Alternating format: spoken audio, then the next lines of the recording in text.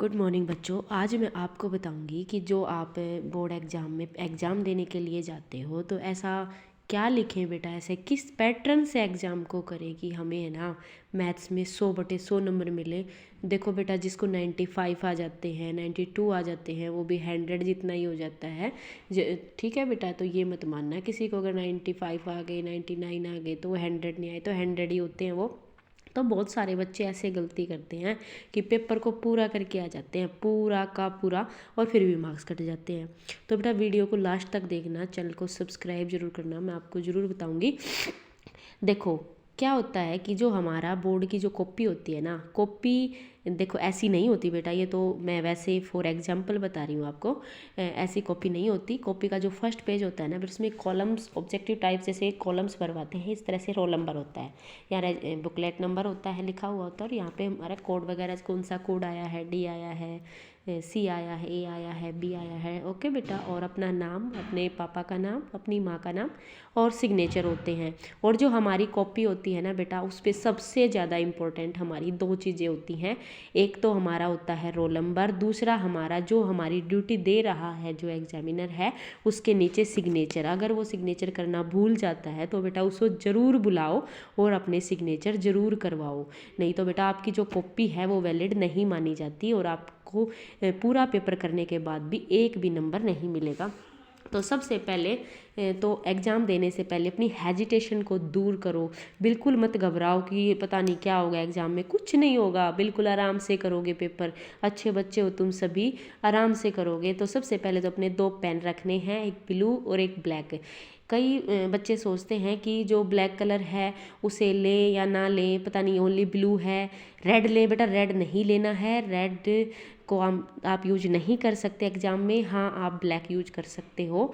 किसी ने ये कहा हो कि ब्लैक नहीं यूज करना तो उसने गलत बोला है, आप ब्लैक यूज करो। और एक बात और बताती हूँ बेटा, कई बच्चे ये सोचते हैं कि मैथ्स में राइटिंग नोट नहीं की जाती।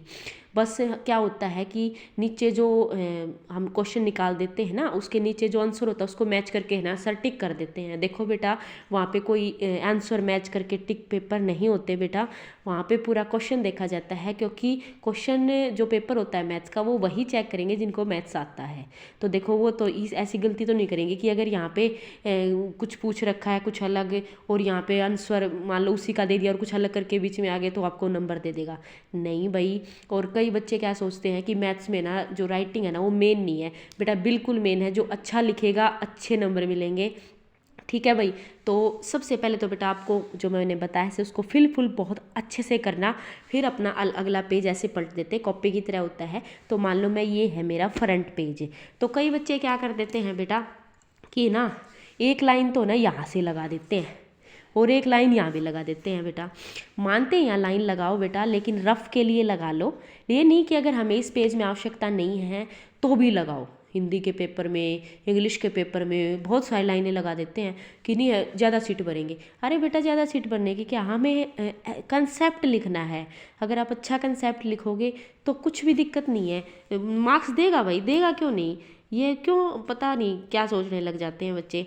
तो सबसे पहले तो हमें यहाँ लाइन लगानी है। जैसे हम लाइन लगा लेते हैं बेटा, स्केल की सहायता से लगानी है। ये लाइन ऐसे नहीं लगानी है, मैं तो वैसे लगा रही हूँ, तो स्केल की सहायता से लगानी है। और एक लाइन यहाँ लगा लेनी बेटा, मैथ्स के बच्चों के लिए बता रही हूँ मैं।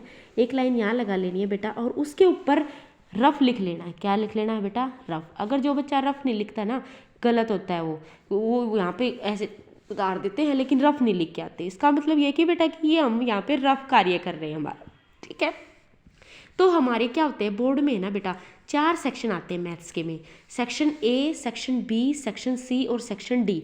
जो हमारा सेक्शन ए आएगा बेटा 2023 वाले में, वो 1 to 17 क्वेश्चन का आएगा बेटा, ईच ऑफ 1 मार्क्स। जो हमारा 17 क्वेश्चन आएंगे, there are 17 question from 1 to 17 each of 1 marks के। और जो हमारा सेक्शन बी आएगा बेटा, there are 7 questions from 18 to 24 each of 2 marks. Section C आएगा बेटा, there are 6 questions from 25 to 30 each of 4 marks. और जो सेक्शन डी आएगा बेटा, there are 5 questions from 31 to 35 each of 5 marks.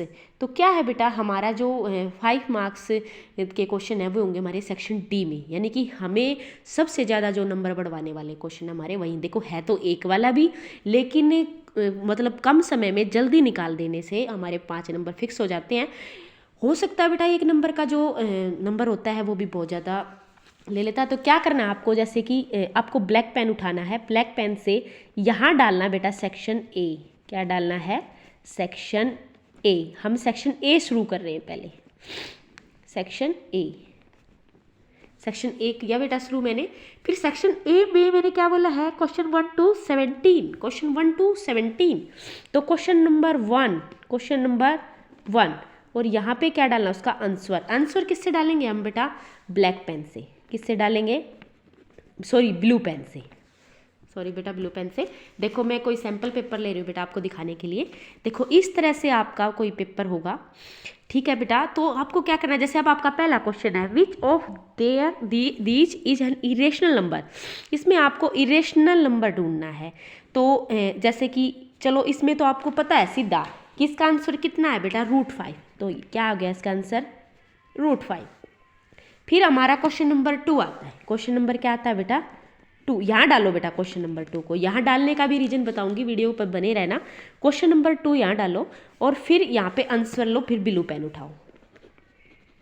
Answer express 0.875 in the form P/Q। हमें इसका answer है 7/8। क्या आंसर इसका, 7/8।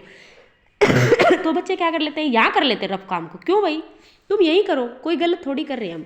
तो हमें क्या करना है, 0.875 बाय में बेटा यही करो 1000, सॉरी पॉइंट हटा दो, काट दो इसको, ये कट गया बेटा, यानी कि 7/8। फिर क्वेश्चन नंबर 3 है, जैसे क्वेश्चन नंबर 3 में ये दी solution of pair of linear equation है 3x + 4y = 10, x - y = 1। तो कई बच्चे क्या करते हैं बेटा, ये सोचते हैं कि यहाँ मैं आंसर में ना सीधा क्वेश्चन लिख दूँ, आंसर में ना क्वेश्चन लिख कर सीधा आंसर लिख दूँ। किसका आंसर है, x = 2 और y = 1, और यहाँ रफ में निकाल लो। क्यों भाई, क्या हो गया, आप यहाँ भी निकाल सकते हो। जो बेटा हमारे बच्चे हरियाणा टॉप करते हैं उन बच्चों की यही सबसे अच्छी बात होती है कि वो इस, जैसे आप सीधा लिख देते हो, सीधा नहीं लिख के वो बेटा इस क्वेश्चन को यही पूरा प्रेजेंट कर देते हैं। क्या बात हुई, कोई दिक्कत वाली बात नहीं है, प्रेजेंट करने में क्या जाता है, हमने तो आंसर निकालना है, कोई सीट की कमी नहीं है। आप आराम से, अगर आपको पूरा पेपर बेटा अगर मैथ्स का बहुत अच्छे से आता है, मैं मतलब 100% बच्चों की बात कर रही हूँ जो मतलब श्योर है मैथ्स में, तो बेटा मिनिमम है ना आप 2.5 घंटे में ना, कम से कम 2.5 घंटे में आप पेपर को कंप्लीट कर दोगे बिल्कुल आराम से। चाहे आप 1% टाइम दे देना, कोई दिक्कत ही नहीं है, ईजी आता पेपर, इतना मुश्किल नहीं आता। फिर बेटा देखो, मान लो फॉर एग्जाम्पल आपका सेक्शन 20 शुरू होता है, फिर बेटा सेक्शन 20 शुरू होता है, तो सेक्शन ए के मान लो यहाँ से 1 2 3 17 क्वेश्चन तक खत्म हो जाते हैं। तो उसके बाद डालना है बेटा आपको सेक्शन बी। क्या डालना है बेटा, सेक्शन बी। उस पर भी फिर ऐसे निशान लगाना है।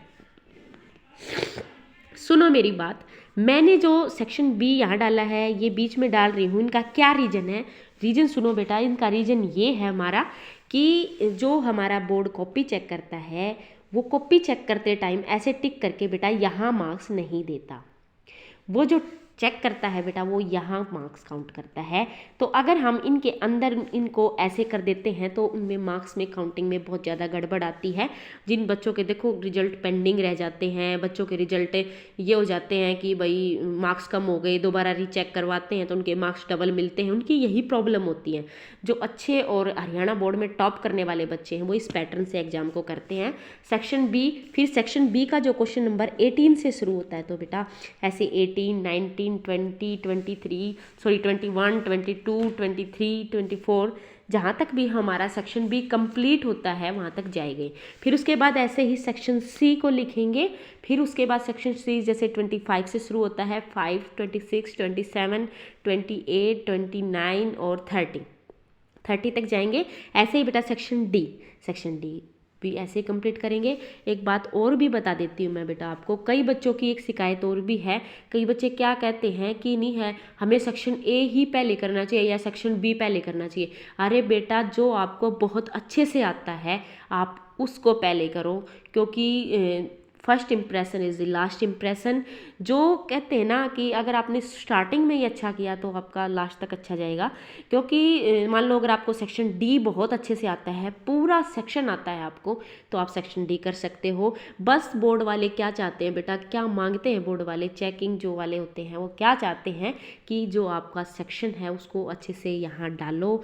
सेक्शन डी यानी सेक्शन ए, सेक्शन बी, इनमें से जो सा भी क्वेश्चन आप करना चाहते हो उस क्वेश्चन का नंबर अच्छे से डालो और उस क्वेश्चन को आराम से बेटा करो सॉल्यूशन विद। और एक बात फिर बता रही हूँ बेटा, अगर ऑप्शन टाइप है क्वेश्चन, अगर वो सॉल्यूशन करने का है तो रफ सॉल्यूशन, रफ में मत जाओ सॉल्यूशन करने, अपनी सीट पे ही प्रेजेंट करो उस चीज़ को कि इसका ये आंसर आएगा।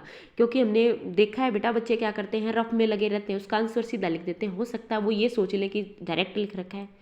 अरे आप अच्छा करो, ठीक है भाई।